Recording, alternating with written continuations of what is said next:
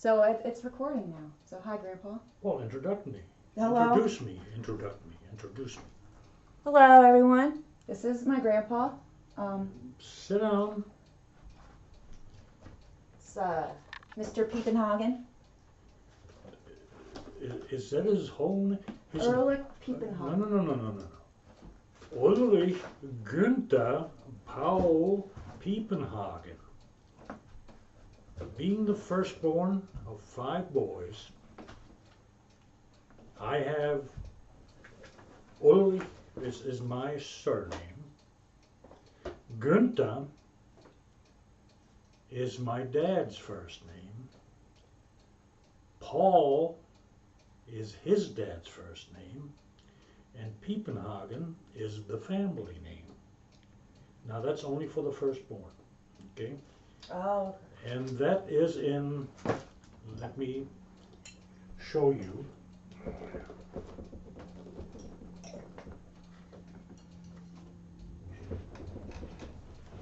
That's in one book.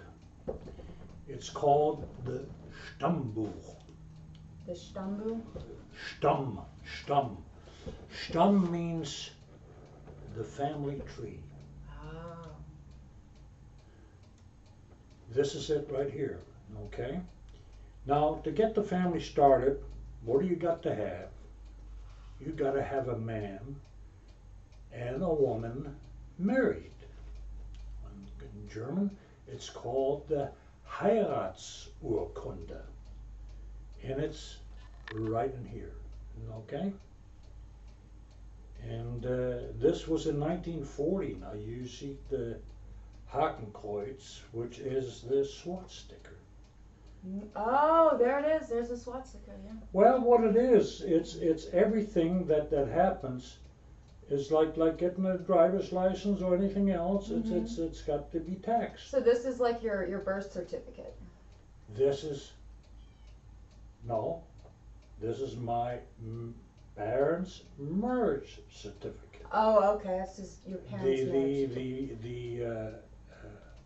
The Geburtsurkunde, which is my birth, is here, right here, in which it says Ulrich Guenther Piepenhagen, 1st of April 1940. Okay. That's when he was born. That's when I was born. So in Berlin. He was born in Berlin in 1940. In Berlin, I was born in the suburbs where the better off people. That was, you know what that you just heard? Cuckoo clock. That cuckoo clock told us it was 3 o'clock. To cuckooed 3 times. Now, Bootsurkunde, and when I went into Social Security, when I was 65, you sit there forever, okay?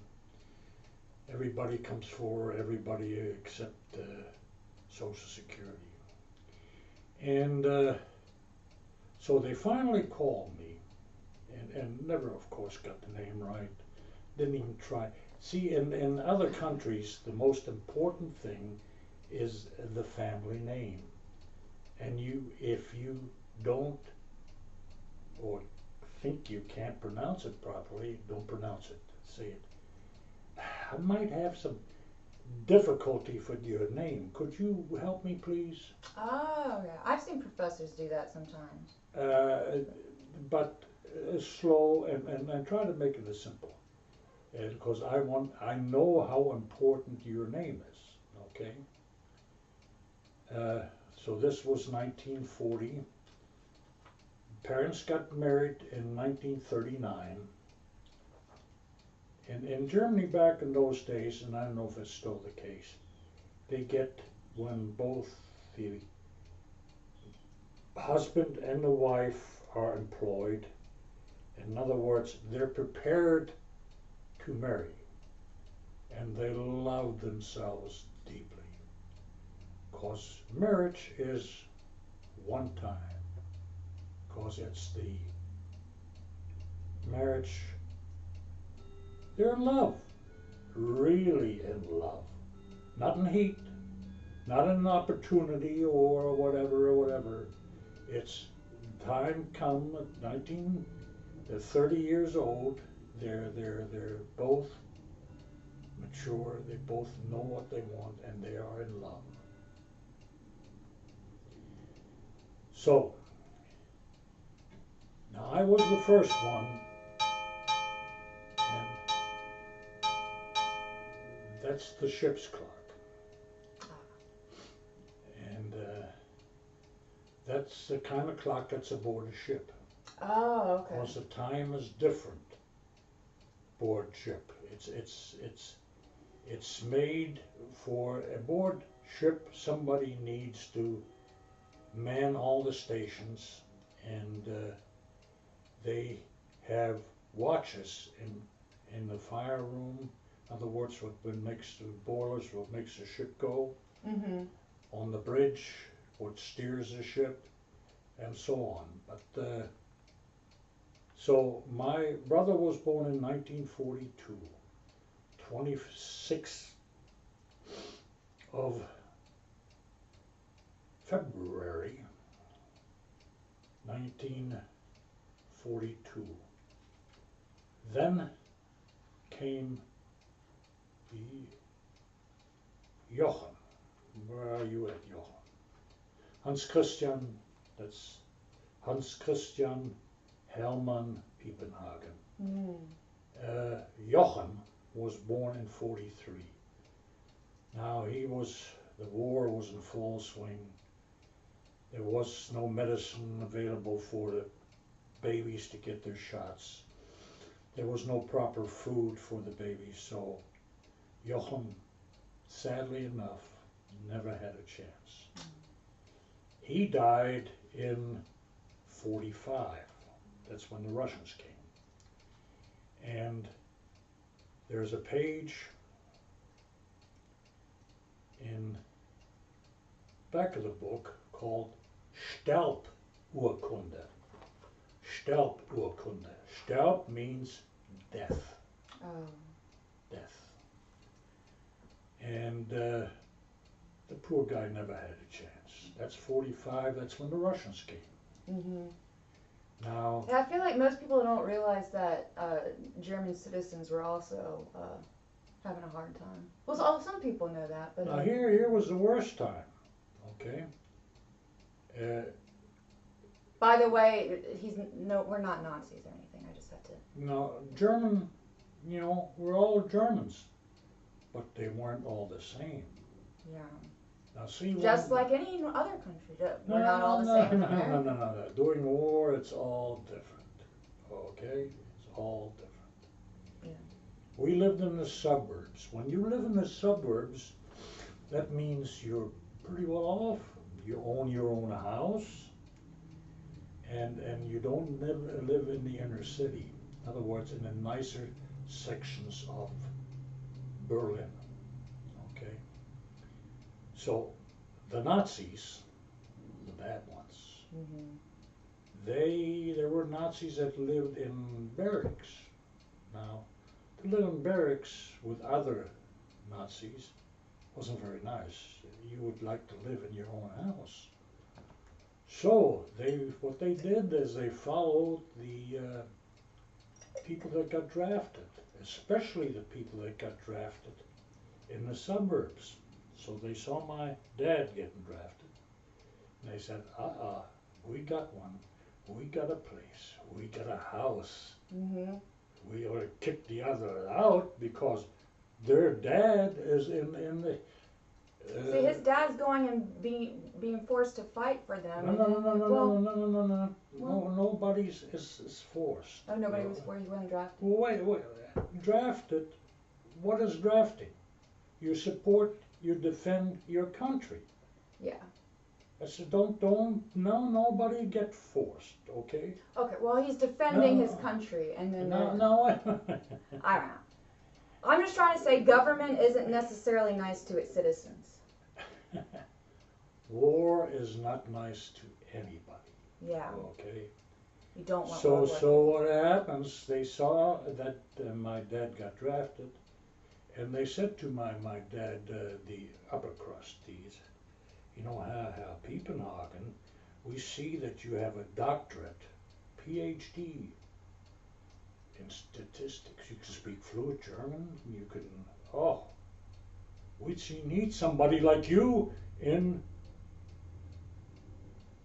the place we're having maybe a little difficulty in. In, where is that at? In Russia. Always Russia. Oh, my dad says, you know, Russia in the winter gets very cold. And in the summer, we're not ready for the winter, okay? So, why don't you put me in the Wehrmacht with the average soldier, you know? I don't want to show anybody up. So, the biggest reason he didn't want to go, because he knew he wasn't going to come back. Yeah. That's why. But being a good German he was. So he went to Italy in 1943. So that same year he was captured by the Americans. And he went on a freighter and he went to America in Fort Meade in Maryland. And my dad was a very impressive, educated person. Once you've met my dad, you couldn't forget him. He was special. And he met somebody over there, Mr. Hackett, who was a principal of a high school. And he helped my dad, he sponsored my dad to come to the States. Now my dad didn't come back till 48. Come back to Berlin. Back to Berlin until 1948. In other words, he was gone 5 years. Mm-hmm. And he used to send us packages with Tootsie Rolls and all those things that you here take for granted. Mm-hmm. And we thought that was pretty good because we didn't have nothing to eat. Yeah. Everything during the war goes to the front, to the soldier that's fighting the war. Okay. Not the people. The people are starving. Because when you're at war, everything stops. There's nobody to plant. There's nobody to harvest. Mm-hmm. There's nobody to take care of the animals because the animals are being slaughtered for food. Yeah. It's nothing to eat. Don't say yeah, you don't know. Well, I don't know. I'm just. Yeah. That's what I mean. But when I say yeah, I mean I'm assuming yeah. No. However, it does. Well, what's usually the last to go? That's Pferd, the horse. And what? You eat horse meat? Well, let me tell you something. When you're hungry, really hungry, horse meat with the right kind of spices is not bad. Especially if you're hungry. Oh yeah, I bet anything That's tastes good right. when you're hungry. And you know, one of the meals that we used to eat on Sundays was tongue. Tongue? We eat tongue from the cow. I thought that was like a delicacy or something. Well, it's something that was eaten by the Juden, by the Jews. Oh yeah. Because the Jews do not eat what? Pork. Pork. Okay. Well, pork was already gone. So, and most of the Jews weren't in Germany anymore, or were in Germany, but at the wrong places. Yeah. And sadly, or people thought they knew what was going on, but they didn't know what was going on. So people really weren't aware of like the concentration camps. Well, they. Or did they kind of know, but they just. No. How can anybody in their right mind know that people were being gassed, people were being burned to death, being gassed to death. You know, that something like that would help in Germany. So something like that though can go on without with the whole entire group of citizens not Well, really being aware, or it has happened before. No, nothing like that. But Stalin was doing the same thing, and he was. Oh yeah. Oh yeah. I don't know as much about Stalin because they don't teach us as much about Stalin in Well, high school. They ought to. Well, they want us. It's much the liberals. They want us to be commies. Because Just joking. I don't really know. see, people don't understand things. Say communism. Communism. You know what communism does? Communism guarantees everybody employment. Everybody. Everybody is employed. I'm not a communist, but Everybody is employed. And there are special stores that items that everybody needs, like butter, eggs, flour, bread, is at a lower price. Okay? So, communism isn't all bad. Now, what's happened now in Russia, Russia no longer is communist, okay? It is capitalist.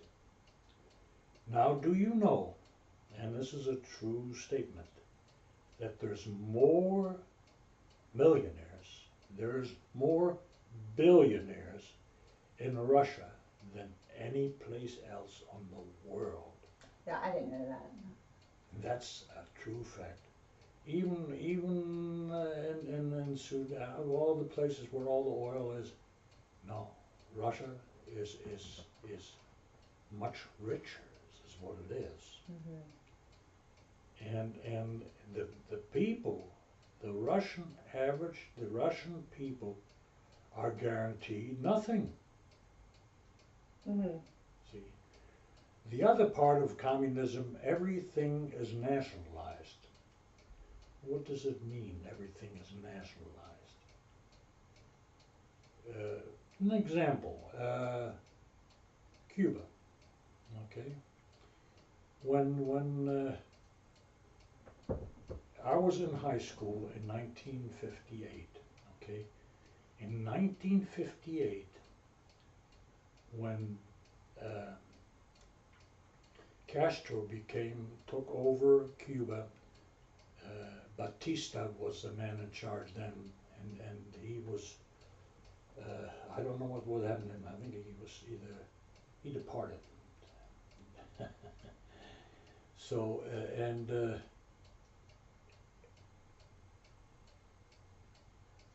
Castro, for that year, was in Time magazine, he was the man of the year. Did you know that? No. Yeah, he was the man of the year. Now, he wasn't a communist yet, but that year that he took over, that he threw Batista out, he became the man of the year. I was a senior in high school, and I saw it. Picture was on Time magazine. Well, you know Time magazine. Oh yeah, I know Time magazine. The nicest magazine is Life magazine. You know Life magazine? Actually. It's basically photography. It's photographers. Okay. Very nice. So, where are we at? Well, we were talking about, oh yeah, I was asking how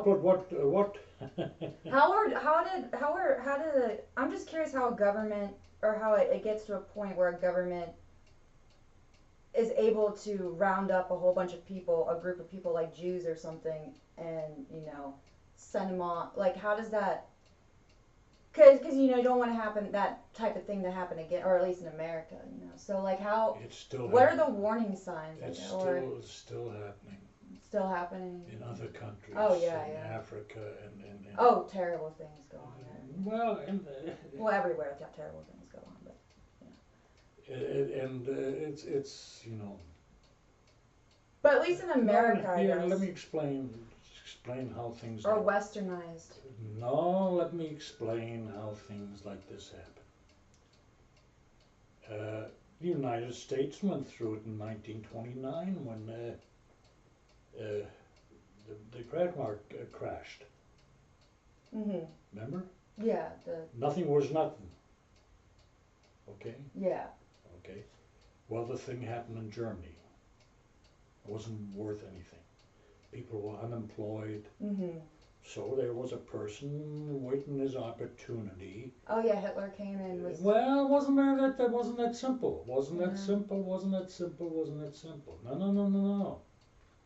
He had to wait the opportunity. He had to go and then go to jail and write Mein Kampf, My Fight, Mein Kampf, his book. Oh, that's what that means. Yeah, that's what that means. Okay. And he was in, he was out, and he just had to wait for his opportunity because the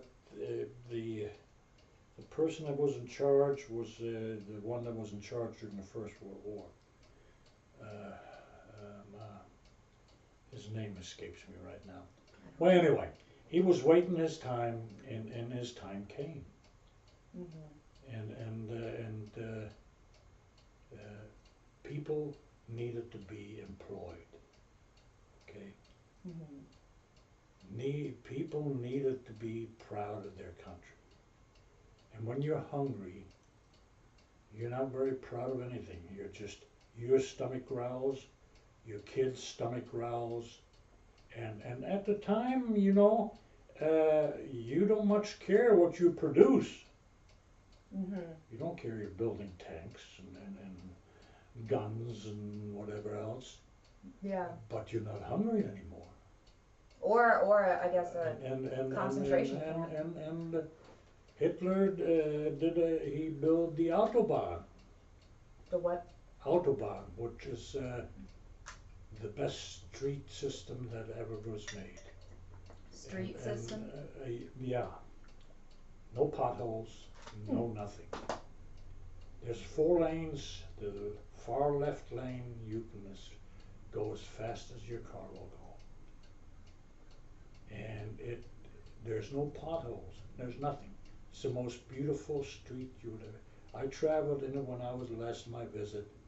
100 Volkswagen, 110 miles an hour, and then you didn't think you were going that fast, but oh, it's beautiful. Absolutely. No, no, no, no. you you Yeah. you can't believe it. I mean, it was so nice.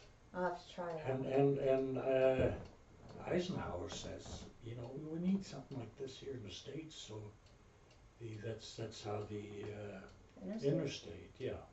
Okay, I feel like I have heard a little bit of But this nobody. You got to put money in it. Yeah. Well, how were they built? They were built by prisoners. Oh. Yeah, people didn't care who built them as long as they could build. Hey, yeah. Yeah. It still applies today as long as you've got the roads. Yeah, but we build all here now, and we go through one winter and it's terrible. Everything's terrible. That is true. And Apparently, from what I've read, it's not even that bad here in Norfolk compared to some other places. It doesn't have to be that way. It's all about money. Mm-hmm. Produce something that costs maybe a little less, but lasts a lot less. If you want to produce a good product, it can be done. It can be done. It takes complete commitment to the. And we will learn the hard way. I mean, when Ford produced his first car and so on, you know, and Hitler tried to do a similar thing. He tried a car for everybody, the Volkswagen. Actually, yeah, I asked my dad about Volkswagen the other day. Volkswagen, Volks is a car for the people.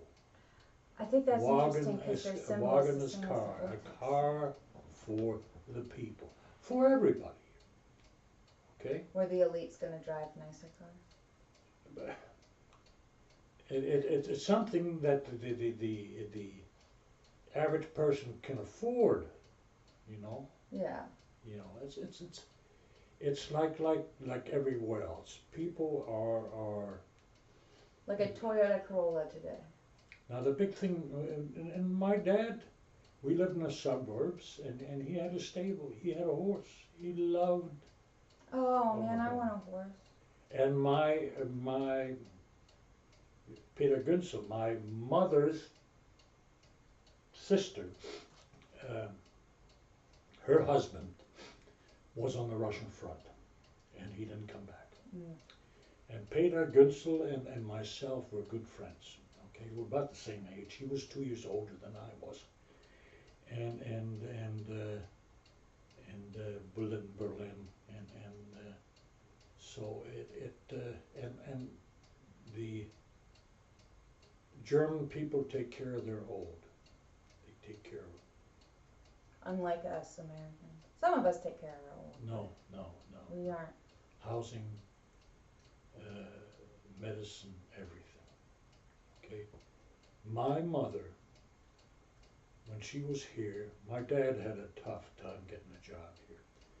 With a PhD, but he was a German. He finally after 3 heart attacks, 4 heart attacks, he was doing work which he had. He had 4 heart attacks? Oh yeah. Well, he had 1 heart attack when I was in the process of being sent to Vietnam. He didn't think I was going to come back. Yeah. I Yeah. don't blame him. Well, nobody had any idea what Vietnam was all about. Yeah. No. I still don't really have time. No. They stopped teaching us stuff after World War II. And You don't because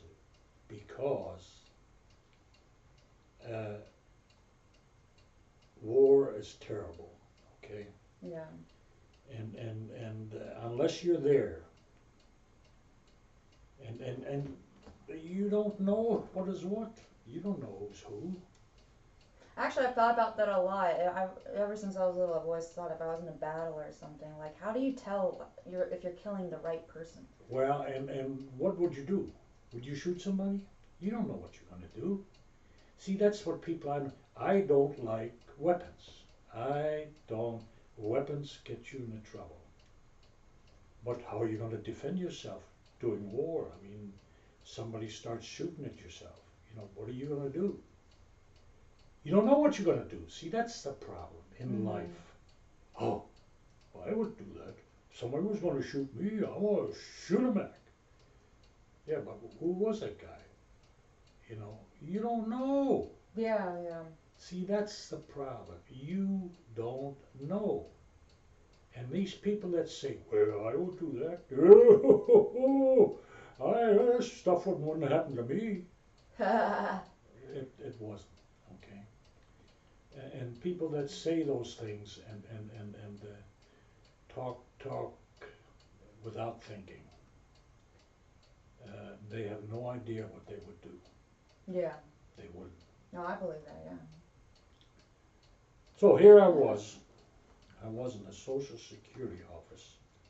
I finally, after many hours, Mr. Piepenhagen, of course, to pronounce it properly. Something came out. First thing I want to see your birth certificate. What? This is your birth certificate. Hey, everybody come over here. Look at this. This is a German birth certificate. In 1940, when Adolf was there, you see there's a swastika. Those are tax stamps. You know, just like here, when you get born, you know, you get taxed. Everything gets taxed. Because something's got to run the country. So, and oh, that's terrific. Oh, now this is for everybody that was born. You know, when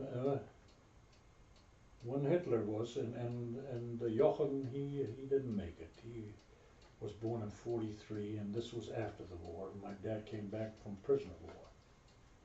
So And, when did you go to America or come you in? know, when my dad came back in 48, he saw how things were, and he Mhm. says, you know what, there's no future for us here.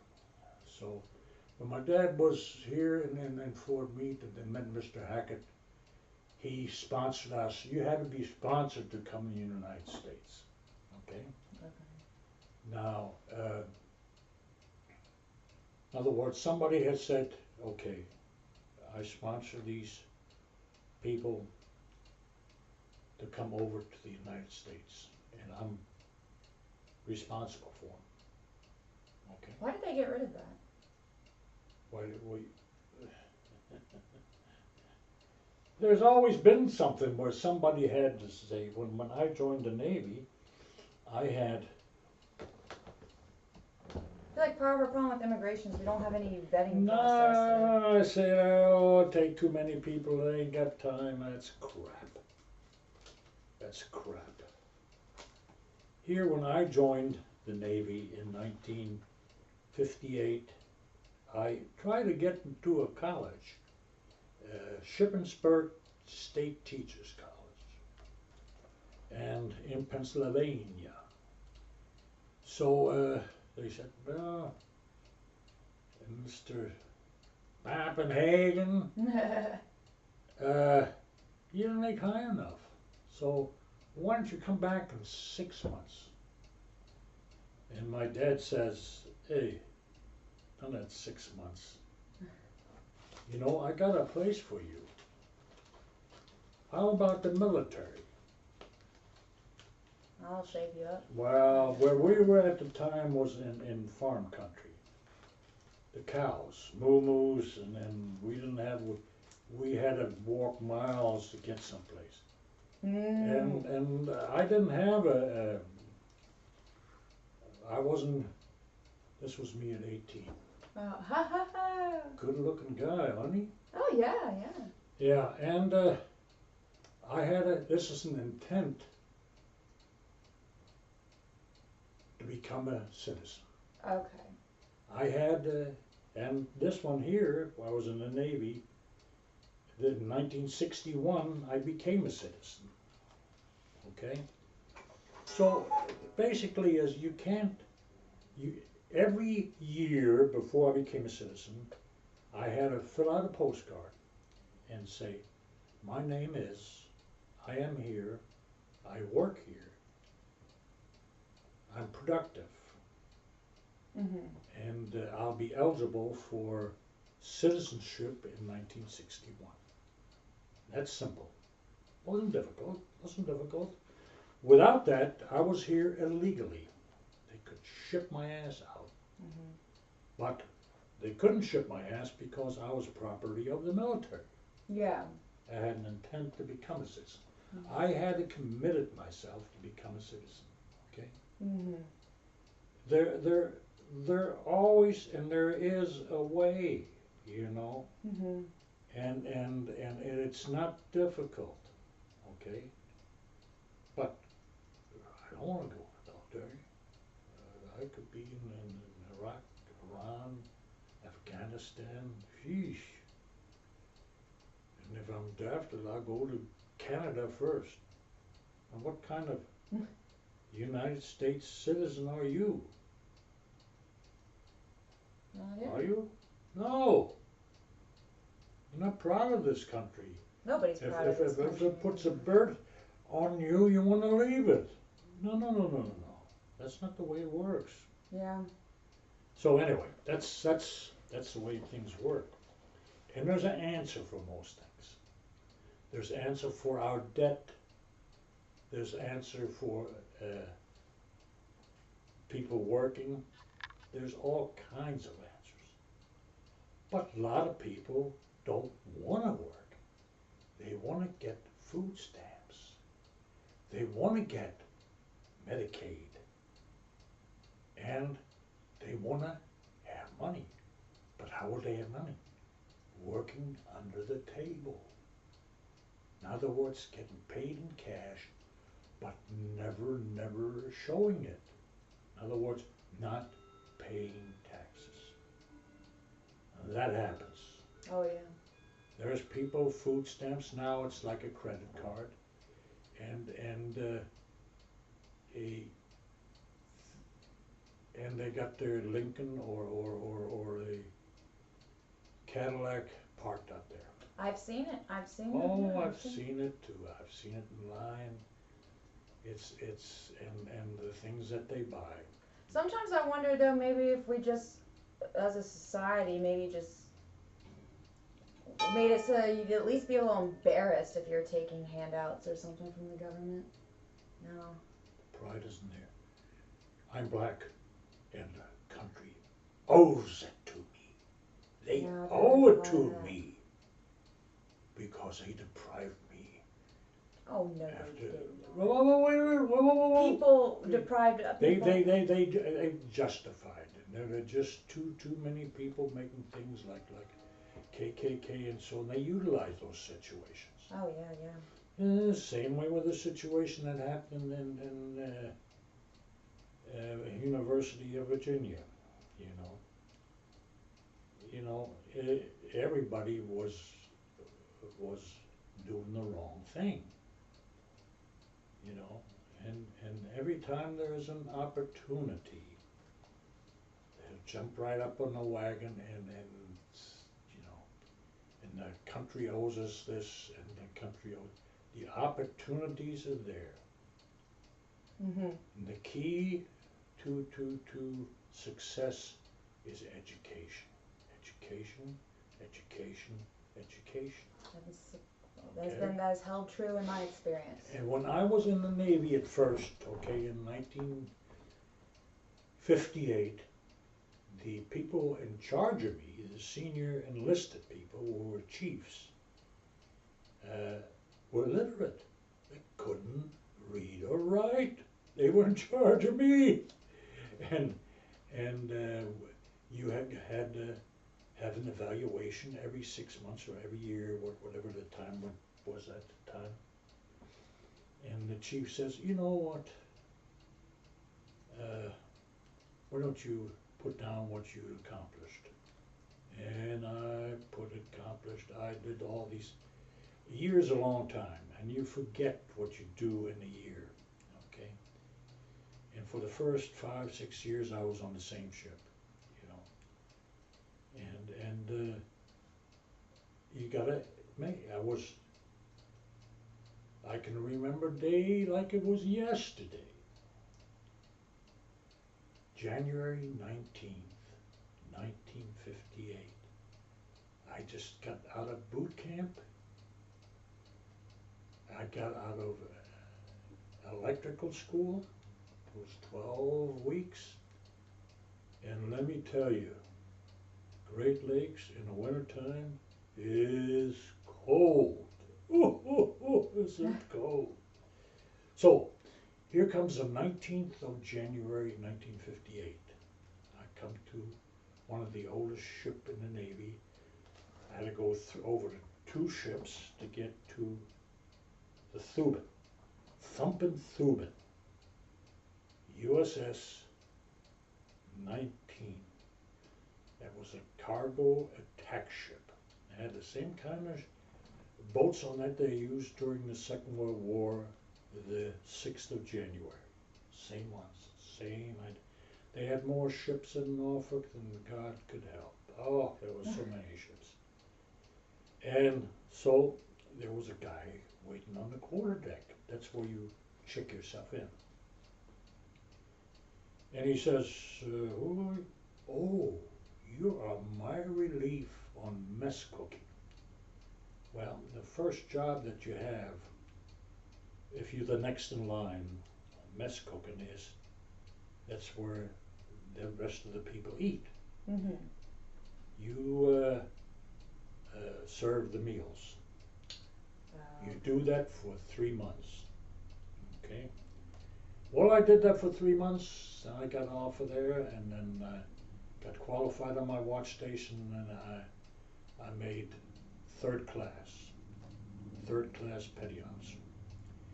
But the guy that was in charge of me, his name was Macarac. Macarac? Macarac. Second class bosun's mate Macarac. He was a second class bosun's mate with 3 hash marks. Well, then when I got off, I made third class. Then 2 years later, I made. What does third class mean? Yeah, I'm a third class petty officer. What's a petty? Petty officer, I'm in charge of people.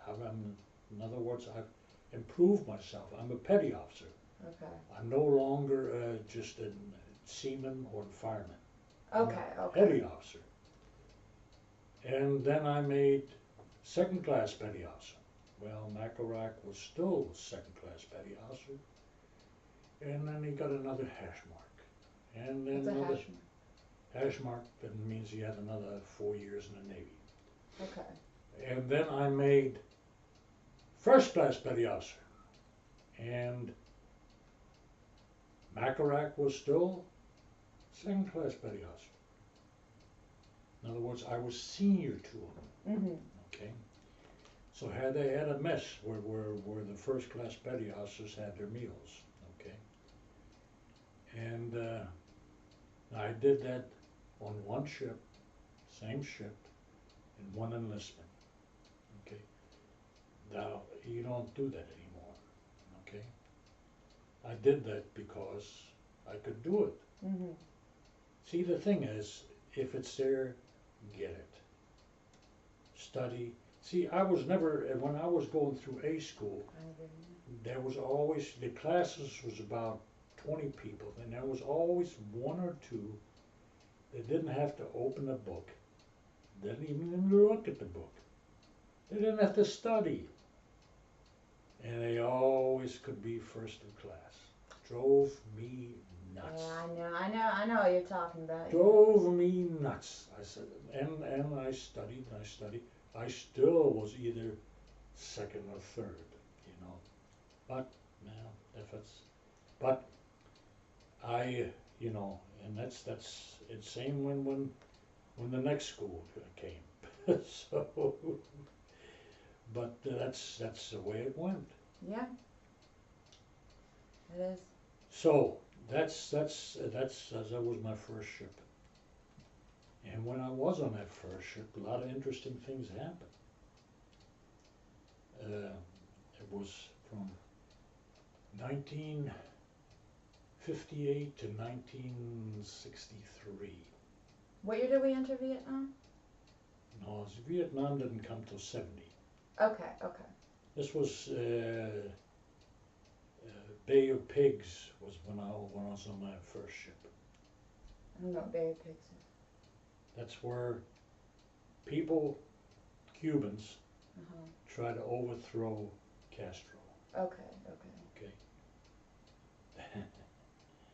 Castro was the master about guerrilla warfare. Mm-hmm. That's how he overthrew the person that was in charge, and when he took charge. Mm-hmm. Okay.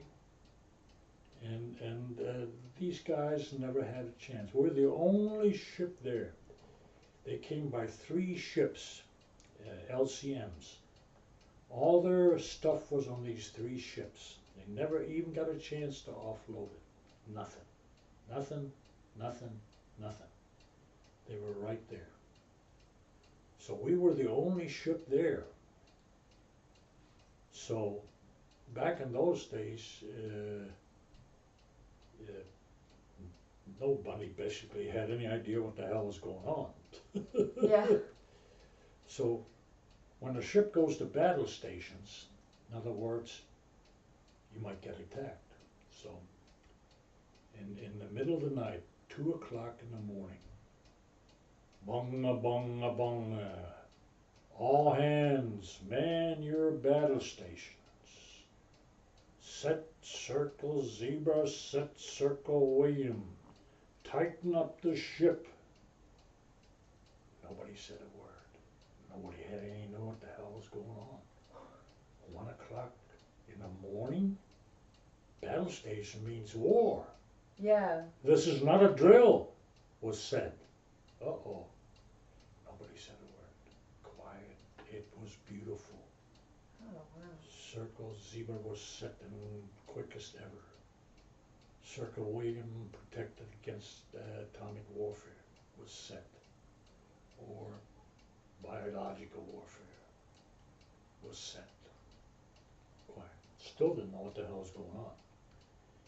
Then USS Thuban was painted over. In other words, nobody knew who we were. Okay. They couldn't see who we were. So they didn't know if you're. No. We were gray ghost. Okay. We were battleship gray. On the front, AKA 19 was painted over. USS Thuban in the stern of the ship. Rear end was painted over. On the O2 level were 20 millimeter machine guns were placed in case we were attacked. And we steamed. In other words, we were on the way, got away from the beach. And because we couldn't do nothing for the ones that landed, you know, they were captured. They were? Oh, of course. Who was going to help them? We were not going to help them. Yeah. We had no authority to help them. So, you know, that's what happened in that case. Yeah. Now that's secret. I don't know if it's still secret. So y'all left them there to. We didn't know who was there. Yeah. And they kept that secret just. That was Cubans trying to take back Cuba for them. Yeah. Castro was a communist by this time. Okay. Okay, I feel I'm a little ignorant with all this particular. So were y'all there to help Castro? We were there. You were just there. That's right. What was our purpose there? Just to watch? You gotta understand, electronics, communication back in those days wasn't there. Yeah. Okay? We didn't know. Yeah, Nobody knew what was going on. Yeah. What do you think? We're going to go on the beach and get shot and find out what was going on? We did what we do and we steamed away, got away from it. Yeah. Those people were captured. We couldn't do anything for them. How many people were captured? Who knows? Who knows? We ain't going there and take names and numbers. Yeah. You don't go into something that you're not familiar with. Yeah. Okay? You understand that? Mhm. Okay. We didn't know. Mhm. Okay. We weren't going to find out. Mhm. We're going to get out of there and make sure that nobody could identify ourselves. Mhm. Okay. That was before the times of helos. What's helos? Helicopters. Oh, helicopters. Okay. You understand that? Mhm. So. So that's the way things are, you know. Yeah. Things have changed so quickly and so drastically. Mhm. Okay. Oh yeah, I bet. Now, back when I made first class petty officer, that means I was in charge of all the enlisted. Okay. The trouble was the first class got drunk. His name was, what the hell was his name? Well, he screwed up. When a guy, enlisted guy, gets busted from the captain, he becomes, from first class to second class, he comes the most junior second class on the ship. Okay. So here I was. He was in his 30s. Mhm. What the hell was his name? Kel? What was his name? Yeah, something like that. And so I was in charge of all the itch. I just made, what, 21, 22? So. Oh, okay. So you're in charge of someone like 10 years older. Oh, 15 years, who knows? Who cares? I was in charge. Yeah. Okay, period. That's a lot of responsibility. No. 21? You got it. Yeah. What are you going to say? I don't want it? I made first class. I Yeah. earned it. No, yeah, like, Well, that's how it is, you know. yeah. It doesn't mean that you're ready for it, but Yeah. you got it. And you do the best that you can under the circumstances. Yeah. See, in life, lots of times you're not ready for the jobs that you get into, Mhm. okay? But you got it. And then you're going to do the best that you possibly can. You're not going to sit there, oh, I can't do that. That's too hard for me. Bullshit. I earned it. I got it. And that's it. Yeah. So that's the way things happen. And I had people work for me, and you know that at times that chiefs, when I made warrant, when I made let's see, when I from 64 to 66, I went to B school first. There was another 23 months of school at Great Lakes in the wintertime. Oh God, was it cold. And went to Pensacola, Florida. And for 2 years, 64 to 66, on the USS Lexington, an aircraft carrier. So, how long have we been talking? 50 minutes and 22 seconds. Says right there. Okay, that's enough for today. Yeah. We'll definitely do this again, and you know, all right. Well, that was it was Grandpa or Mr. Piepenhagen or whatever you want to be called by the internet. Ulrich Ulrich? Guenther? No, not Ulrich. I don't Ulrich Ulrich Guenther. Guenther. Guenther. Guenther Paul Piepenhagen. Piepenhagen. That wasn't that hard, was it? No. Okay. Piepenhagen. Say it again, fast. Piepenhagen. So, All right, everybody. Well, yeah, I might stream tonight. I guess I'll probably stream tonight. We'll see. All right. Well, this isn't live anyway, so anyway. So long, everyone.